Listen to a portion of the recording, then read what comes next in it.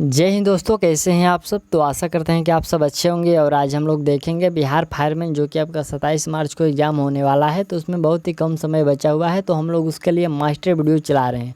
आज का हम लोग का टॉपिक है भूगोल, और भूगोल में हम लोग पढ़ेंगे पार्ट 1 में भारत का भूगोल, और दूसरा जो पार्ट होगा उसमें हम लोग विश्व का भूगोल को कंप्लीट कर लेंगे। तो चलिए हम लोग इसको शुरू करते हैं। और यहाँ से आपका पहला जो भारत के भूगोल से प्रश्न रहा कि भारत विस्तृत है, कहाँ से कहाँ तक जी विस्तृत है।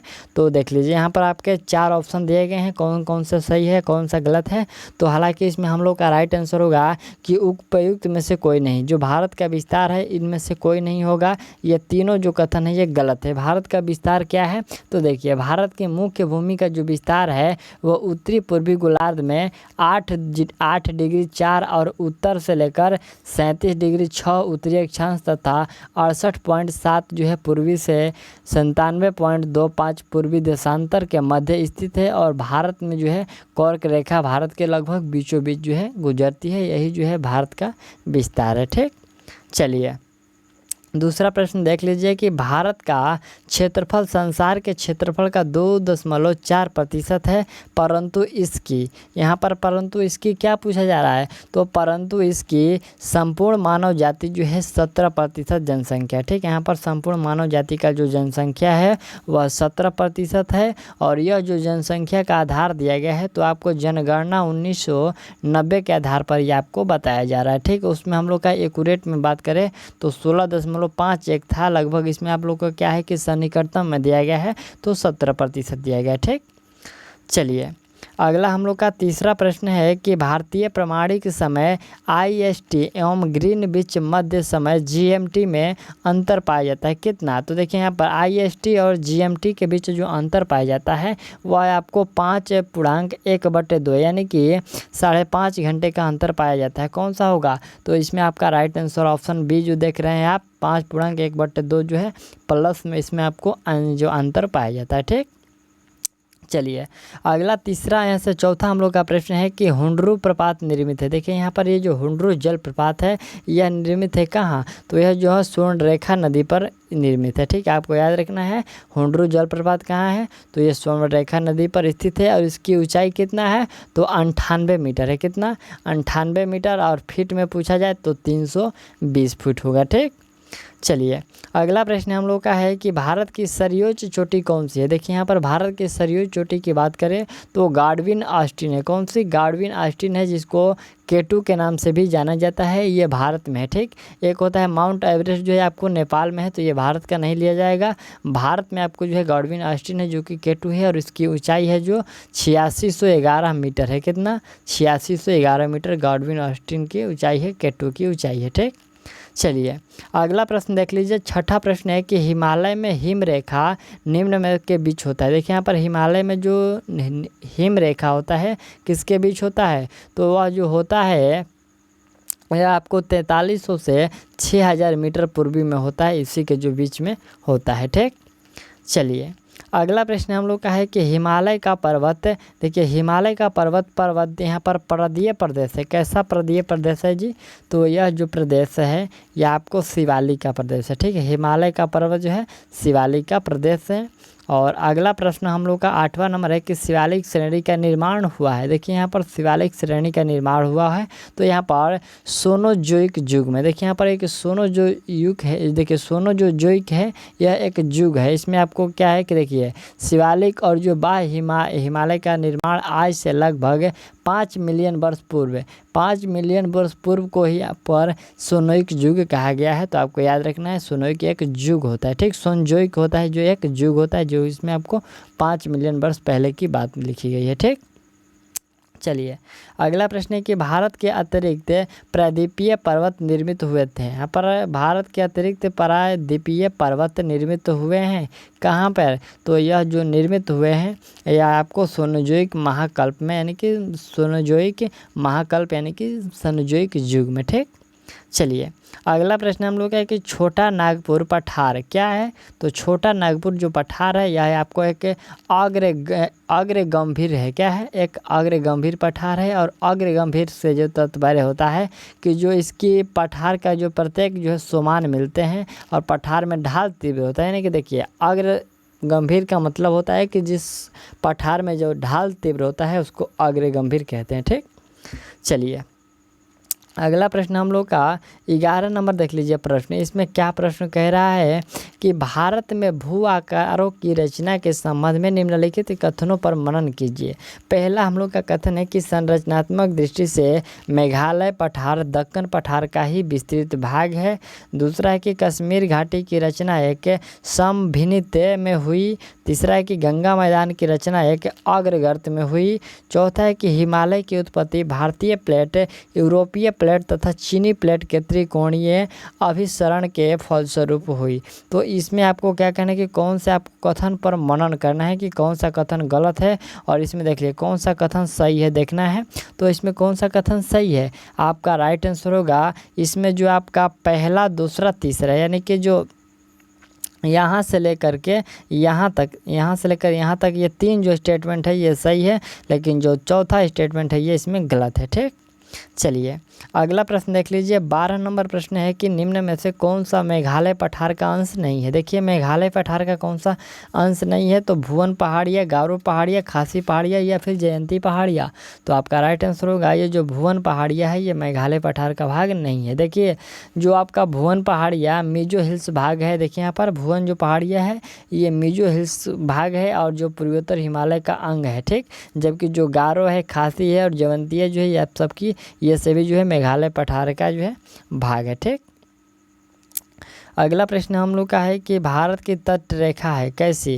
देखिए यहाँ पर भारत की तट रेखा में कुछ गलत प्रश्न, इसमें आपको ऑप्शन जो दिए गए हैं इसमें गलत दिया गया है। देखिए भारत की कुल भूमि से लगे हुए तट की लंबाई की हम लोग बात करें तो 5422 मीटर है। कितना है, 5422 जो है किलोमीटर में। ठीक, लेकिन इसमें ऑप्शन कुछ अलग दिया गया है तो आप लोग इसको गलत कर सकते हैं। ठीक, चलिए अगला प्रश्न है कि महाराष्ट्र एवं कर्नाटक में पश्चिमी घाट डॉट कहलाते हैं, क्या कहलाते हैं। तो ये देखिए महाराष्ट्र और कर्नाटक में जो पश्चिमी घाट हैं वह आपको सह्याद्री कहलाते हैं। क्या कहलाते हैं, सह्याद्री या फिर सहपर्वतम कहलाती है। ठीक, चलिए अगला प्रश्न हम लोग का 15 नंबर हम लोग का प्रश्न है कि वह दर्रा जो सर्वाधिक ऊंचाई में अवस्थित है कौन सा है। तो देखिए सर्वाधिक ऊंचाई में जो आपका दर्रा है वह कौन सा, नथुला दर्रा है। नथुला दर्रा की हम लोग ऊंचाई की बात करें तो यह आपको 4404 मीटर है। कितना, 4404 मीटर है। ठीक, चलिए अगला प्रश्न हम लोग का है कि लक्षद्वीप टापू अवस्थित है कहाँ पर। तो यह जो लक्षद्वीप टापू है आपको दक्षिणी पश्चिमी भारत में अवस्थित है। ऑप्शन आपका ए जो है सही है। और अगला प्रश्न देख लीजिए कि द्वीपों का समूह लक्षद्वीप, द्वीपों का समूह लक्षद्वीप, इसमें क्या होगा कि यह परवाल उत्पत्ति का है। ठीक, जो लक्षद्वीप है वो परवाल उत्पत्ति का है। ऑप्शन ए इसमें करेक्ट होगा। ठीक, चलिए अगला प्रश्न हम लोग का है कि लक्षद्वीप में कितने द्वीप हैं। देखिए यहाँ पर लक्षद्वीप में कितने द्वीप हैं, तो आपके राइट आंसर होगा लक्षद्वीप में 36 द्वीप हैं। ठीक, चलिए अगला हम लोग का प्रश्न है कि विदर्भ एक प्रादेशिक नाम है भारत में और यह किस नाम से जानते हैं। देखिए यहाँ पर विदर्भ जो है एक प्रादेशिक नाम है और भारत में यह नाम, यह महाराष्ट्र का एक अंग है। क्या है, महाराष्ट्र का एक अंग है जो विदर्भ नाम है। ठीक, चलिए यहाँ से हम लोग का 20 नंबर प्रश्न है कि निम्नलिखित में से किस राज्य में सर्वाधिक क्षेत्र वनों के अंतर्गत आता है। तो सर्वाधिक जो क्षेत्र वनों के अंतर्गत आता है आपको अरुणाचल प्रदेश में आता है। ठीक, ऑप्शन आप लोग डी कर लीजिएगा। और यह जो आंकड़ा है आपको वन रिपोर्ट 2017 के अनुसार का यह आंकड़ा है। ठीक, चलिए अगला प्रश्न है कि निम्नलिखित किस पहाड़ी पर पूर्वी घाट पश्चिमी घाट से मिलता है। तो पूर्वी घाट जो है पश्चिमी घाट से मिलता है, यह है आपको नीलगिरी पहाड़ी पर। ठीक, ऑप्शन आप लोग सी कर लीजिएगा नीलगिरी पहाड़ी पर। और नीलगिरी पहाड़ी को ब्लू माउंटेन के भी नाम से जाना जाता है, तो आपको याद रखना है। चलिए अगला प्रश्न है कि कन्याकुमारी से सटी पहाड़ियाँ है कौन सी। तो कन्याकुमारी से सटी पहाड़ियाँ आपको कौंडेमम पहाड़ियाँ है। ठीक, कौंडेमम पहाड़ियाँ जो है ये कन्याकुमारी से सटी हुई है। और देखिए पश्चिमी घाट पर्वत हिमालय के बाद जो है भारत की दूसरी सबसे लंबी पर्वत श्रेणी है। इसकी लंबाई की हम लोग बात करें तो 1500 किलोमीटर है। ठीक, इसकी लंबाई कितनी है, 1500 किलोमीटर। चलिए अगला है कि क्षेत्रफल के क्रम में भारत के 3 बड़े राज्य। ठीक, क्षेत्रफल के क्रम में भारत के 3 बड़े राज्य कौन कौन से हो जाएंगे? तो आपका होगा राजस्थान, मध्य प्रदेश, महाराष्ट्र। ठीक, राजस्थान का जो क्षेत्रफल है आपको 3,42,239 वर्ग किलोमीटर है। फिर हम लोग बात करते हैं मध्य प्रदेश का, ये सेकंड स्थान पर है, तो 3,08,252 वर्ग किलोमीटर है। और महाराष्ट्र जो है 3,07,713 वर्ग किलोमीटर पर फैला हुआ है। ठीक, चलिए अगला प्रश्न है कि भारत में जनसंख्या के अनुसार तीसरा एवं क्षेत्रफल में 12वां राज्य। देखिए यहाँ पर जनसंख्या में तीसरा और क्षेत्रफल के दृष्टि से 12वां कौन सा राज्य है? तो वह हम लोग का बिहार है। ठीक, ऑप्शन आप लोग डी कर लीजिए। चलिए अगला प्रश्न है कि भारत के निम्नलिखित भागों में द्रविड़ियन प्रजाति मुख्यतः कहाँ संकेंद्रित है? तो द्रविड़ियन जो प्रजाति है यह संकेंद्रित है आपका दक्षिण भारत में। दक्षिण भारत यानी कि तमिल में, कन्नड़, मलयालम, ये सभी। ठीक, अगला प्रश्न हम लोग का है कि निम्नलिखित में से किस राज्य में जनजातीय समुदाय की पहचान नहीं की गई है? देखिए यहाँ पर जनजातीय समुदाय की पहचान जो है किस राज्य में नहीं किया गया है? तो आपका राइट आंसर होगा हरियाणा में इसका जो है पहचान नहीं किया गया है जनजातीय समुदाय का। ठीक, चलिए अगला प्रश्न है कि भील जाति कहाँ पाई जाती है? देखिए ये जो भील जाति है कहाँ पाई जाती है? तो आपका राइट आंसर होगा महाराष्ट्र में पाई जाती है। ठीक, भील जाति महाराष्ट्र के अलावा गुजरात में भी, मध्य प्रदेश में, छत्तीसगढ़ में भी पाई जाती है। ठीक, चलिए अगला प्रश्न हम लोग का 28 नंबर है कि निम्नलिखित में से जनजाति और राज्य की कौन सी जोड़ी सही नहीं है? जैसे कि भील है गुजरात से, गद्दी जो है हिमाचल प्रदेश से, कोटा जो है तमिलनाडु से, और जो टोडा है वो केरल से। कौन सा इसमें गलत है?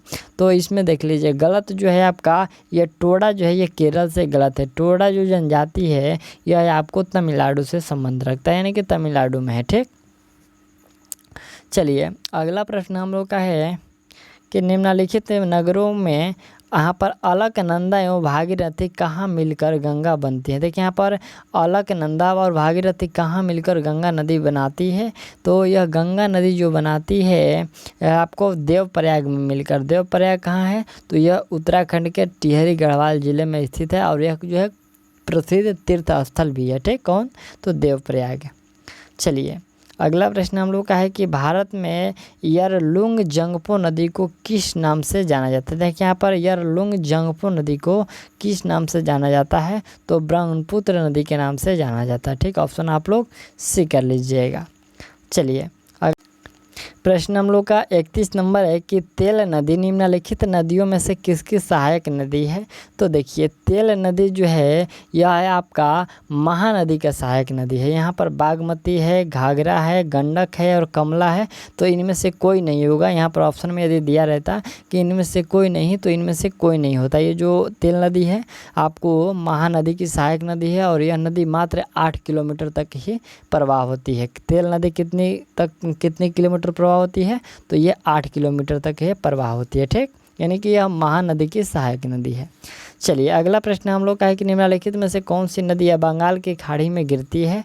तो बंगाल की खाड़ी में गिरने वाली नदियों में आपका गंगा, ब्रह्मपुत्र, गोदावरी, फिर महानदी, कृष्णा और कावेरी, यानी कि ऑप्शन जो है डी इसमें करेक्ट होगा कि ए और बी जो कथन है वो बिल्कुल सत्य है। ठीक, चलिए अगला हम लोग क्या है कि निम्नलिखित में से गंगा नदी घाटी भाग कौन सी उपनदी? देखिए यहाँ पर गंगा नदी घाटी का भाग कौन सी उपनदी है? तो इसमें से कौन सा हो जाएगा? इसमें से उपनदी की बात करें तो शंख हो जाएगा, उत्तरी कोयल या उत्तरी कोयल, दक्षिणी कोयल और बराकर, इनमें से सभी हो जाएगा। ठीक, यहाँ पर ऑप्शन चारों जो है सही है। और अगला प्रश्न देख लीजिए कि निम्न में से कौन सा शहर गंगा नदी के किनारे स्थित नहीं है? कौन सा शहर? तो ये उत्तरकाशी जो है गंगा नदी के किनारे नहीं है। यह जो उत्तरकाशी है आपको उत्तराखंड में है। ठीक, चलिए अगला प्रश्न हम लोग का है कि निम्नलिखित में से कौन सा एक सबसे यहाँ पर सबसे सूखा स्थान है? तो सबसे सूखा स्थान की बात करें तो लेह जो है सबसे सूखा स्थान है। ठीक, चलिए अगला प्रश्न हम लोग का है कि अमृतसर एवं शिमला लगभग एक ही अक्षांश पर स्थित है, परंतु इसकी जलवायु में भिन्नता का कारण है। इसके जलवायु में भिन्नता का क्या कारण है? और बल्कि दोनों एक ही अक्षांश पर स्थित है, तो इसके भिन्नता का कारण है कि उसकी ऊंचाई में भिन्नता। क्या है कि इसकी ऊंचाई में जो है ये भिन्नता पाया जाता है। ठीक, चलिए अगला प्रश्न हम लोग का है कि भारत की सर्वाधिक वर्षा मुख्यतः प्राप्त होती है। देखिए यहाँ पर भारत की सर्वाधिक वर्षा मुख्यतः प्राप्त होती है कहाँ पर, तो यह होता है आपको दक्षिण पश्चिम मानसून से। ठीक, अधिक वर्षा दक्षिण पश्चिम मानसून से होता है प्राप्त। और अगला प्रश्न हम लोग का है कि दुमटी लोम मिट्टी में मिट्टी का कौन सा कण मिलता है। देखिए यहाँ पर दुमटी लोम एक मिट्टी है, इसमें मिट्टी का कौन सा कण मिलता है, तो बालू कण, चिकनी कण, पांसु कण, इनमें से सभी प्रकार के कण इसमें मिलते हैं। ठीक, अगला प्रश्न हम लोग का है कि पौधों को सबसे अधिक पानी किस मिट्टी में मिलता है, तो सबसे अधिक जो पानी है किस मिट्टी में मिलता है पूछा गया है, तो आपका राइट आंसर होगा चिकनी मिट्टी में सबसे अधिक पानी मिलता है। ठीक, चलिए अगला प्रश्न है कि निम्नलिखित नहर प्राणियों में किससे बिहार के क्षेत्र में सिंचाई होती है। देखिए यहाँ पर बिहार के क्षेत्र में किससे सिंचाई होती है, तो त्रिवेणी नहर जो है, त्रिवेणी नहर से बिहार में सिंचाई होती है। देखिए त्रिवेणी नहर जो है त्रिवेणी जो नहर है ये आपको नदी के बाएं तट से निकलता है और यह जो है पश्चिमी चंपारण में स्थित है। त्रिवेणी नहर ठीक कहाँ पर स्थित है, तो ये पश्चिमी चंपारण में स्थित है। अगला प्रश्न देख लीजिए, यहाँ से 41 नंबर प्रश्न है कि दिए गए कूट की सहायता से हरित क्रांति के घटक चुनिए। पहला है कि उच्च उत्पादन देने वाली किस्म की बीज, दूसरा है सिंचाई, तीसरा है ग्रामीण विद्युतीकरण और चौथे में है आपको ग्रामीण सड़क और विपणन। तो कौन सा सही होगा और कौन सा गलत है आपको देखना है। तो देखिए इसमें क्या होगा, कौन सा सही होगा, तो इसमें आपको चारों जो कथन है ये सही है कि उच्च उत्पादन देने वाला किस्म हरित क्रांति से आपको घटक देना है कि हरित क्रांति से संबंधित है। फिर सिंचाई जो होगा, ग्रामीण विद्युतीकरण होगा और ग्रामीण सड़कों का जो विपणन होगा, उपयुक्त में से सभी हो जाएंगे। ठीक, चलिए अगला प्रश्न है कि निम्न में से कौन सा है कि कृषि में उत्पादकता बढ़ाने का रास्ता है। तो कृषि में उत्पादकता बढ़ाने का इसमें रास्ता पूछा गया है। पहला है कि कुशल सिंचाई, गुणवत्ता युक्त बीज, कीटनाशकों का प्रयोग और उर्वरकों का प्रयोग। कौन सा होगा, तो इसमें क्या होगा, उपयुक्त में से सभी हो जाएगा। क्या होगा, कुशल सिंचाई भी, गुणवत्ता भी चाहिए, कीटनाशक का प्रयोग भी चाहिए और उर्वरकों का भी प्रयोग चाहिए। ठीक, चलिए अगला प्रश्न है कि इंद्रधनुषीय क्रांति का संबंध किससे है। तो इंद्रधनुषीय क्रांति का जो संबंध है वह आपको हरित क्रांति से भी है, श्वेत क्रांति से भी है और नीली क्रांति से भी है और उपयुक्त में से सभी हो जाएंगे। राइट आंसर क्या होगा कि उपयुक्त में से जो है सभी हो जाएंगे। ठीक, क्या है कि देखिए हरित क्रांति, ये जो आपका इंद्रधनुष क्रांति है तो ये हरित क्रांति का ही एक भाग है। ठीक, तो इसलिए आपको यहाँ पर सभी हो जाएंगे। ठीक, चलिए अगला प्रश्न हम लोग का है कि काली क्रांति संबंधित है किससे। तो काली क्रांति जो संबंधित है वह आपको कच्चा तेल उत्पादन से। ठीक, चलिए अगला प्रश्न हम लोग का है कि भारत का अधिकतम गेहूं उत्पादन करने वाला राज्य, तो वह राज्य आपका उत्तर प्रदेश है जो कि गेहूं का सबसे अधिक उत्पादन करता है। ठीक, दूसरे स्थान पर कौन सा है, तो दूसरे स्थान पर आपका मध्य प्रदेश है और तीसरे स्थान पर पंजाब है। अगला प्रश्न है कि सबसे ज़्यादा गेहूं कहाँ पैदा होता है, तो ये भी उत्तर प्रदेश। और नेक्स्ट प्रश्न देख लीजिए 46 नंबर है कि भारत के किन राज्यों में गन्ना सबसे ज़्यादा पैदा होता है। तो गन्ना सबसे ज़्यादा जो पैदा होता है आपका वह बिहार और उत्तर प्रदेश। ठीक, आप लोग ऑप्शन ए देख लीजिए, बिहार और उत्तर प्रदेश में जो है गन्ना का जो सबसे अधिक उत्पादन किया जाता है। ठीक, चलिए अगला हम लोग का 48 नंबर प्रश्न है, कह रहा है कि भारत के निम्न राज्यों में से किसे चीनी का कटोरा कहते हैं। देखिए यहाँ पर चीनी का कटोरा उत्तर प्रदेश को ही कहा जाता है क्योंकि यहाँ पर जो है अधिक गन्ना होता है, तो चीनी का कटोरा भी इसे ही कहा जाएगा। ठीक, चलिए अगला प्रश्न है कि भारत में एकमात्र राज्य जो केसर का उत्पादन करता है। देखिए यहाँ पर एकमात्र राज्य या फिर केंद्र शासित प्रदेश भी हो सकता है, तो आपका जो जम्मू कश्मीर है ये केसर का उत्पादन करता है, वही एकमात्र राज्य है। चलिए अगला प्रश्न हम लोग का है कि निम्न में से नगदी फसल कौन सी नहीं है। देखिए इसमें से नगदी फसल की बात करते हैं तो ज्वार जो है ये नगदी फसल नहीं है। बाकी जो आपका जूट है, मूंगफली है, गन्ना है, ये सभी नगदी फसल का उदाहरण है। ठीक, चलिए अगला यहाँ से हम लोग का 51 नंबर जो प्रश्न है यह इस सेट का अंतिम प्रश्न है, क्योंकि इसमें हम लोग का टोटल 51 प्रश्न था जो आपका भारत के भूगोल से लिया गया था और इसमें अच्छे खासे प्रश्न हैं। तो आप लोग इसका सेट लगाए तो आपको पता चल गया होगा। और भारत के लोगों यहाँ पर देखिए, भारत के कौन से 2 राज्य सबसे बड़े पैमाने पर लौह अयस्क से संपन्न है। देखिए यहाँ पर 2 राज्य लौह अयस्क से संपन्न है बड़े पैमाने पर, वह कौन कौन से राज्य हैं? तो वह राज्य आपके मध्य प्रदेश और उड़ीसा। ऑप्शन आप लोग बी जो है इसमें करेक्ट कर लीजिएगा। तो इसमें हम लोगों ने 51 तक कंप्लीट कर लिया और ये हम लोग का भारत का भूगोल आज कंप्लीट हो गया। कल हम लोग इसको देखेंगे तो विश्व का भूगोल आपको कंप्लीट करा दिया जाएगा। तो चलिए हम लोग मिलते हैं अगले वीडियो में और तब तक के लिए थैंक्स ऑल दी बेस्ट।